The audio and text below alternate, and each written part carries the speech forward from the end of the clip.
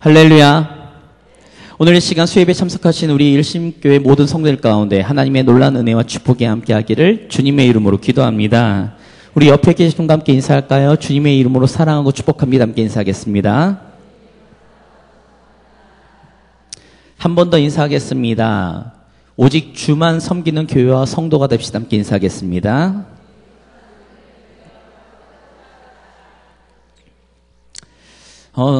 설교를 시작하기 전에 한 가지 미국 교회 얘기를 시작으로 설교를 시작하려고 합니다.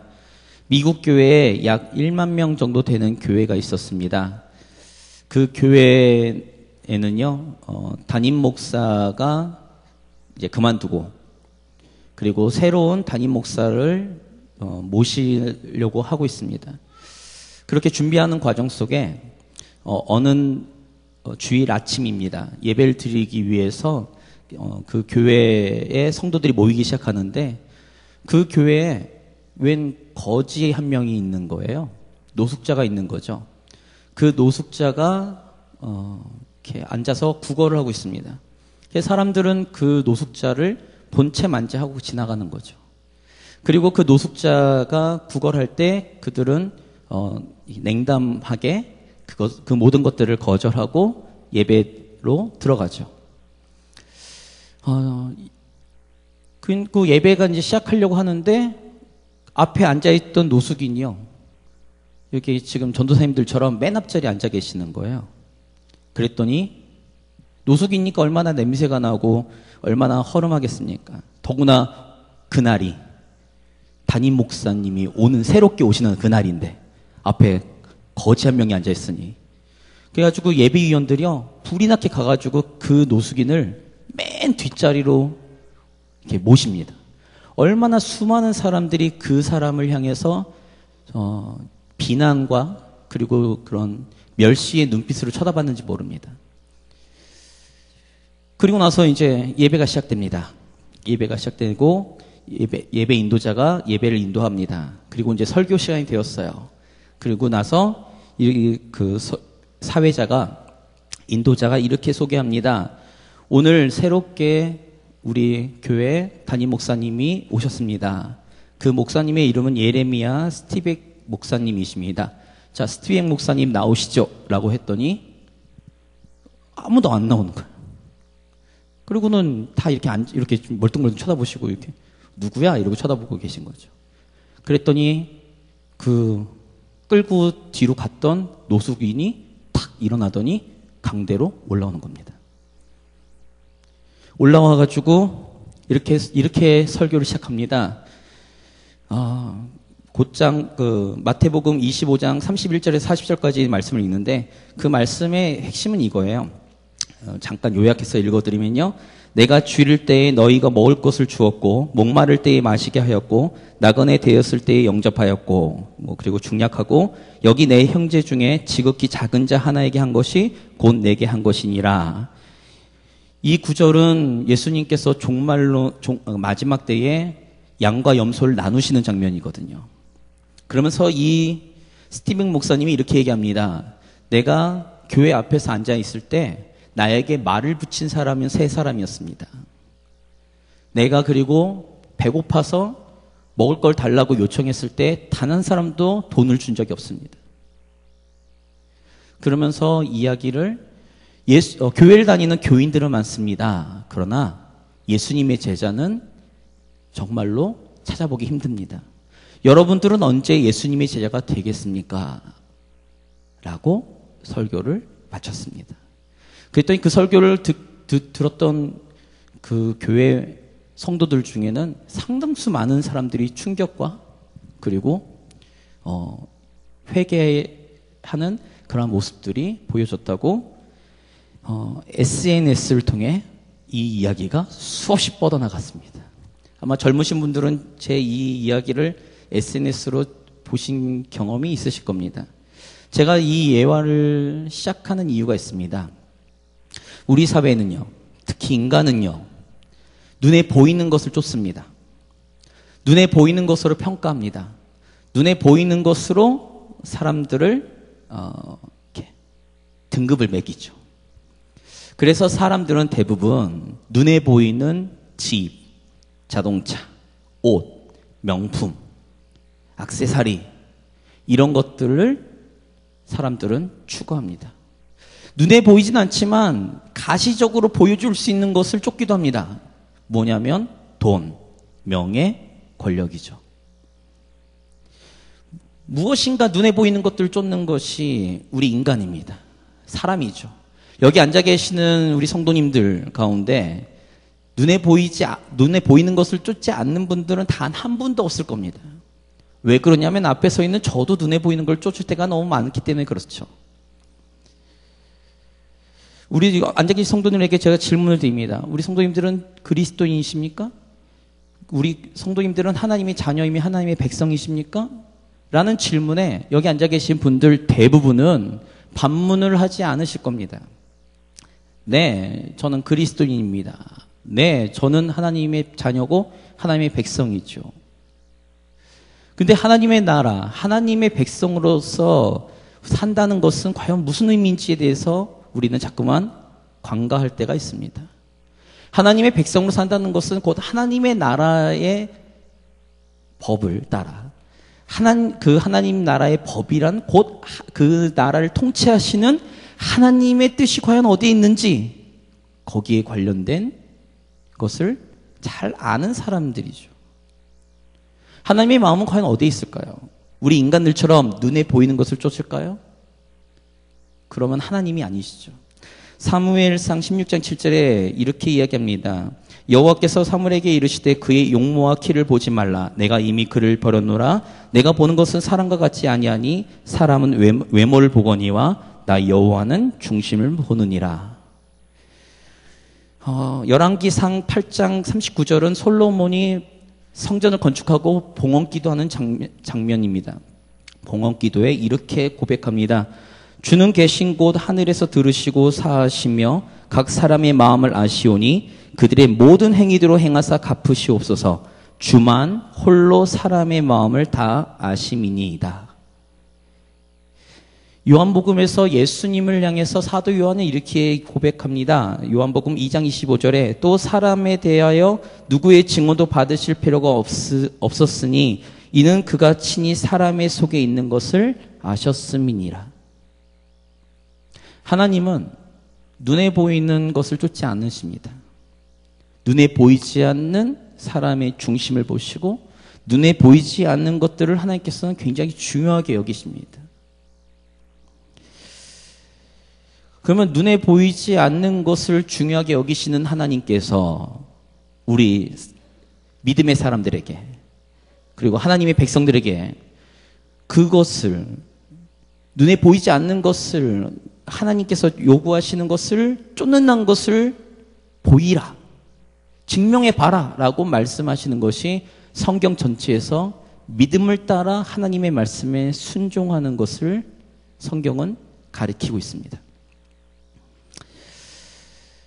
하나님이 원하시는 순종, 하나님께서 기뻐하시는 순종이 무엇일까? 무엇이라고 생각하십니까? 그것은 하나님의 마음을 아는 거예요. 하나님의 뜻을 아는 거죠. 부모의 마음을 아는 자녀가 부모의 말에 온전하게 순종할 수 있는 것처럼 우리가 하나님의 마음에 대해서 정말 잘 알아야 하나님께서 관심을 두고 계신 게 어디인지를 잘 알아야 우리는 그 말씀에 온전한 순종을 이루어 갈 수 있습니다. 시편 기자들은 이렇게 얘기합니다. 주의 말씀은 내 발의 등이요 내 길에 빛이니라. 시편 1편 2절에는 오직 여호와의 율법을 즐거워하여 그의 율법을 주여로 묵상한다 라는 거죠. 하나님의 말씀을 묵상하고 하나님의 말씀을 내 발의 등이고 내 길의 빛으로 인정하는 것은 무엇일까? 하나님의 마음이 어디에 담겨 있기 때문에 그런 줄 아십니까? 하나님의 말씀 가운데 하나님의 뜻이, 하나님의 마음이 담겨져 있기 때문에 그렇습니다. 제가 지금 에스라 7장 펴놓고서 지금 뭔 얘기를 하나 이렇게 생각하시는 분들 계실 텐데요. 에스라 7장은 바로 핵심이 여기에 있습니다. 자, 에스라서를 제가 지금 계속 수요예배 때 봤는데 잠깐 복습하자면 1장에서부터 6장까지는 그겁니다. 유다 백성들이 포로 귀환하고 난 이후에 하나님의 성전을 건축하는 거죠. 여러 가지 어려움을 당했습니다. 그럼에도 불구하고 하나님의 은혜 가운데, 하나님의 도우심 가운데 그들은 성전을 재건했습니다. 그것이 6장까지 이야기입니다. 자, 보십시오. 눈에 보이는 것들을 준비되었어요. 이제 눈에 보이는 것들, 유다 백성들이 포로 시대를 끝내고 예루살렘 유다로 복귀합니다. 그리고 그들의 하나님과 함께 동행한다는 하나님의 임재를 상징하는 하나님의 예루살렘 성전을 재건하죠. 눈으로 볼 때는 그들에게 있어서는 회복입니다. 회복을 이루었죠. 아닌가요?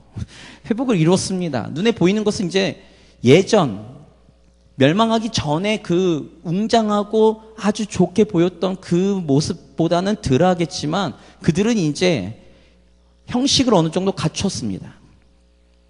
예배도 드렸고 성전도 건축했고 그들은 이제 하나님을 섬기며 하나님 앞에 나아가려고 하는 거죠.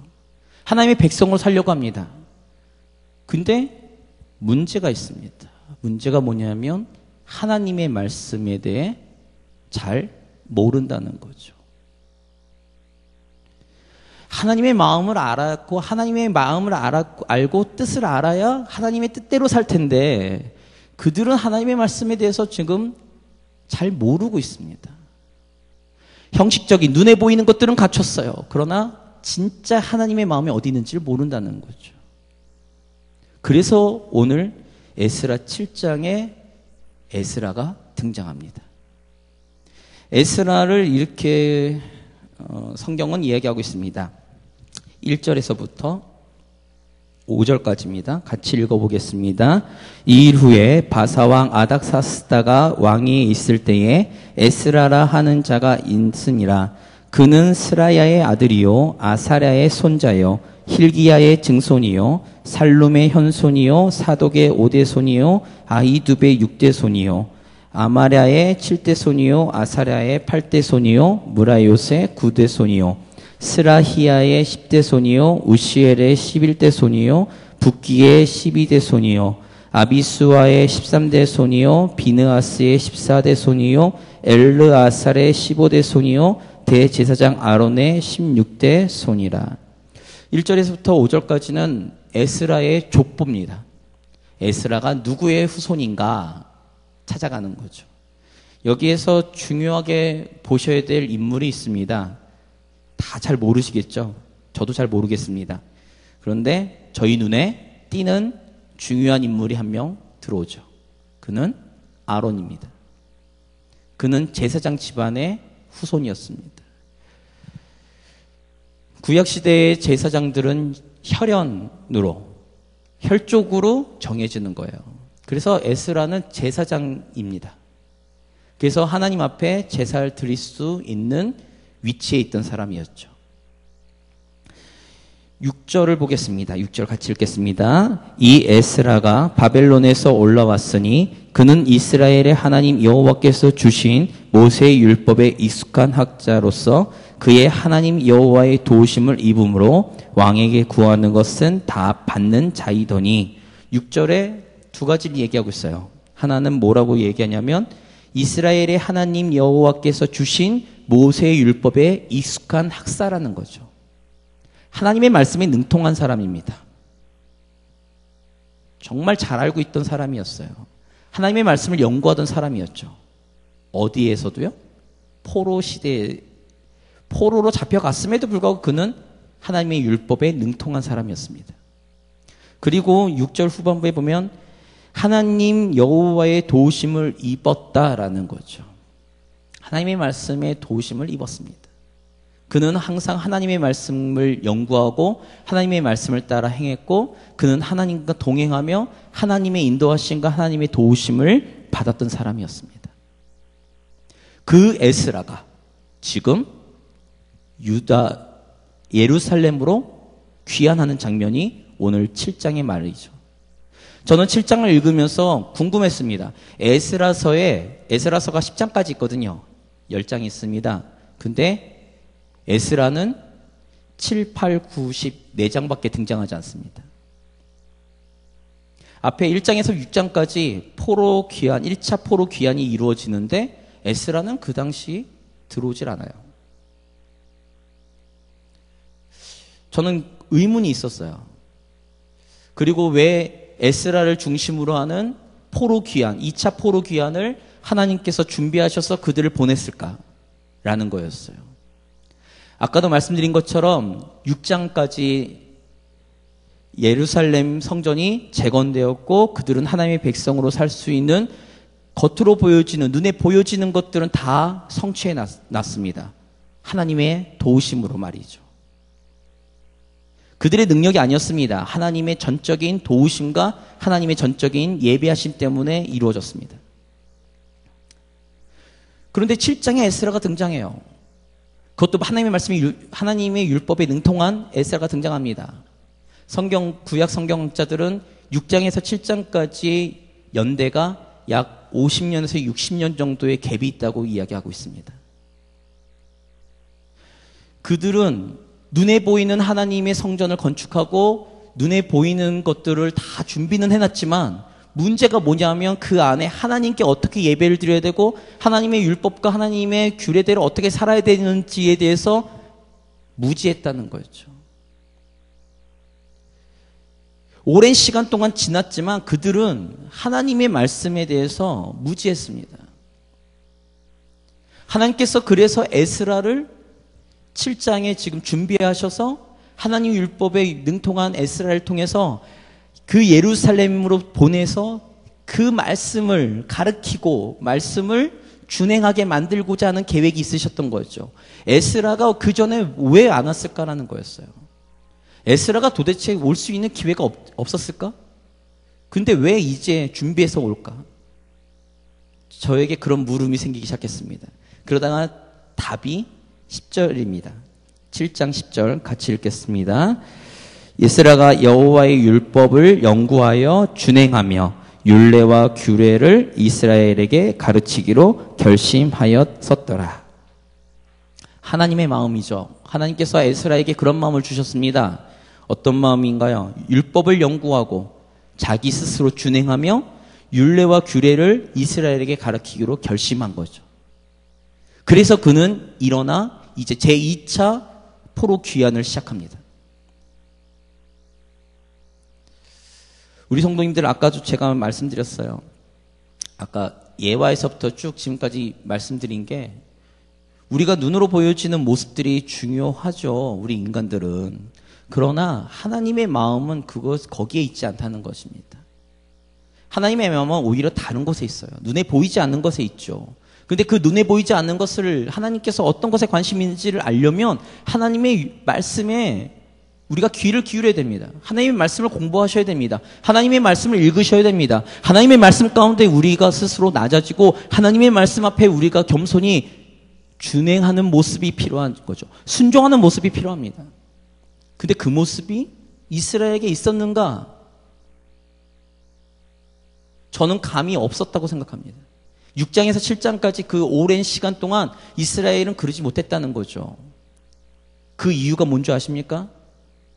이 이후부터 7장 이후부터 8장, 9장, 10장에는 에스라엘 중심으로 하는 이스라엘의 회개운동이 일어납니다. 그들이 그동안 너무나도 많은 부분에 있어서 하나님 앞에 범죄했던 자기 자신이 알지도 못했던 그 모습 가운데 하나님 앞에 범죄했던 모습들을 다 회개하며 그들의 삶들을 청산하기 시작하는 장면이 8, 9, 10장에 나오기 때문에 그렇습니다.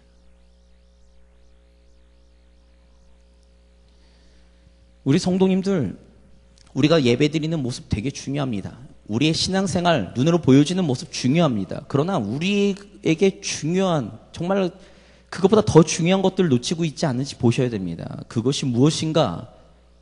하나님의 뜻, 하나님의 마음, 하나님의 가치관이 과연 내가 알고 있는가? 아는 것에 관심이 있는가? 라는 거예요. 아니, 그 아는 것에 그치는 것이 아니라 야고보 사도가 야고보서 2장 26절에 말한 것처럼 행함이 없는 믿음은 죽은 것이라고 얘기한 것처럼 우리의 삶 가운데 그 하나님의 말씀, 하나님의 뜻을 따라 우리가 살려고 노력하고 있는 모습이 있는가? 제가 왜 이렇게 말씀드린지 아십니까? 남유다가 망한 이유가 있어요.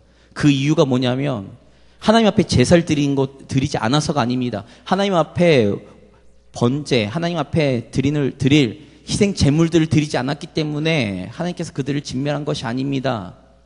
선지서들을 보면 그들은 하나님의 말씀을 떠나 자기가 원하는 자기 마음대로 자신의 삶을 살았기 때문에 하나님께서 그들을 진멸하셨습니다.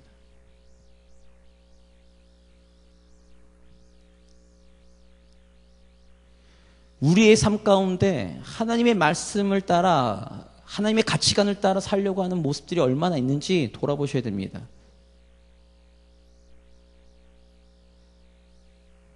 아니, 하나님의 마음과 하나님의 뜻이 어디에 있는지 우린 관심이 있는가 잘 보셔야 됩니다. 제가 요즘 제 개인적으로 책을 쓰고 있거든요. 재미삼아, 그리고 제가 워낙에 글재주가 없어서 글 쓰는 연습할 겸 책을 쓰고 있는데 제가 깨달은 것이 하나 있습니다.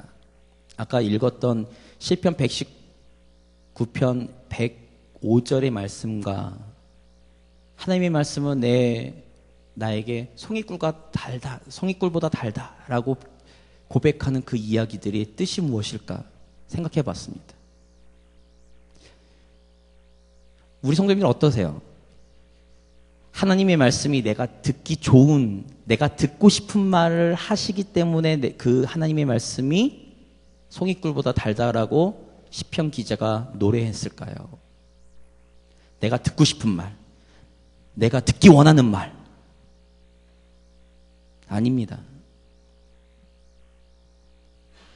시편 기자가 하나님의 말씀이 내게 송이꿀보다 더 달다라고 고백하는, 노래하는 그 장면은 내가 들어야 할 말이기 때문에 그렇습니다.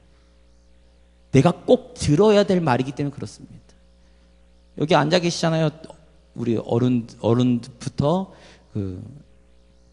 젊으신 분들까지. 자녀들이 싫어하는 게 있습니다. 가장 싫어하는 게 하나 있습니다. 무엇인지 아십니까? 부모의 잔소리입니다. 부모의 잔소리가 왜 듣기 싫은 줄 아십니까?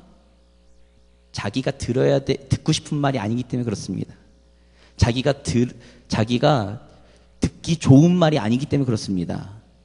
부모의 잔소리가 싫은 이유는 자기가 듣고 싶은 말이 아니니까요. 그런데 부모들은 왜 하죠? 왜 엄마들은 아이들 졸졸 쫓아다니면서 왜 잔소리하고 다니시나요? 그 잔소리는 그 아이가 들어야 될 말이기 때문에 그렇습니다. 시편 기자는 그런 의미에서 하나님의 말씀이 송이꿀보다 더 달달하고 고백하는 거죠. 우리 성도님들은 어떠세요? 주님의 말씀이 송이꿀보다 달하신가요? 하나님의 말씀을 나는 얼마나 사모하고 계신가요?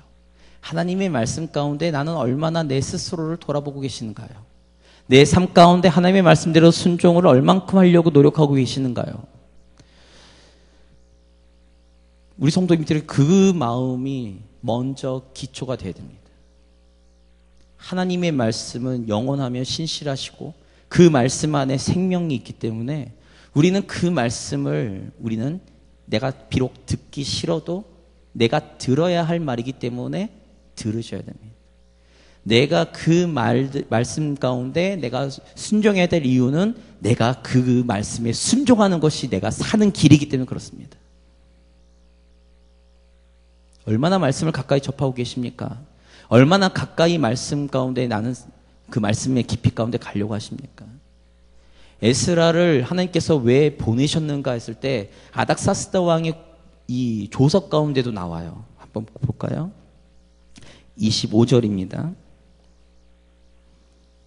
7장 25절 같이 읽겠습니다. 에스라여, 너는 내 손에 있는 내 하나님의 지혜를 따라 내 하나님의 율법을 아는 자를 법관과 재판관을 삼아 강 건너편 모든 백성을 재판하게 하고 그중 알지 못하는 자는 너희가 가르치라.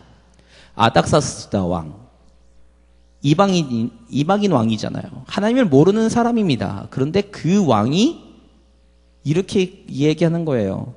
하나님의 지혜를 따라 하나님의 율법을 아는 자를 법관과 재판관을 삼아라. 모른다? 그러면 가르쳐라. 그래서 하나님의 율법대로 나라를 통치하고 하나님의 말씀대로 너희는 살도록 노력해라. 아닥사스다 왕 자체가 그렇게 밀어붙이는 거죠. 그 이야기의 에스라의 고백이 27절부터 28절입니다. 같이 읽겠습니다. 우리 조상들의 하나님 여호와를 송축할지로다. 그가 왕의 마음에 예루살렘 여호와의 성전을 아름답게 할 뜻을 두시고 또 나로 왕과 그의 보좌관들 앞과 왕의 권세에 있는 모든 방백의 앞에서 은혜를 얻게 하셨도다. 내 하나님 여호와의 손이 내 위에 있으므로 내가 힘을 얻어 이스라엘 중에 우두머리들을 모아 나와 함께 올라오게 하였노라. 에스라의 고백 가운데 누가 그렇게 하셨을까?